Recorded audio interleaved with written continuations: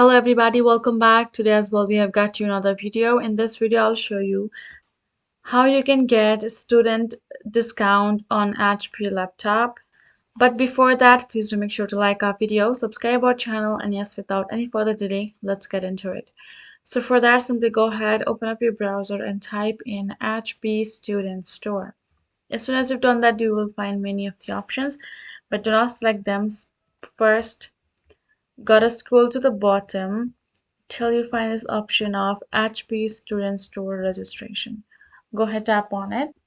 Now you can see you have two options, which is simply the submit application, create account, and approval for your student store. So what you're going to be doing, adding your information, your right, and then adding your school ID at the bottom. Once you have created yourself the particular, including email and phone number, once you've added all of the information, tap on this register at the bottom left.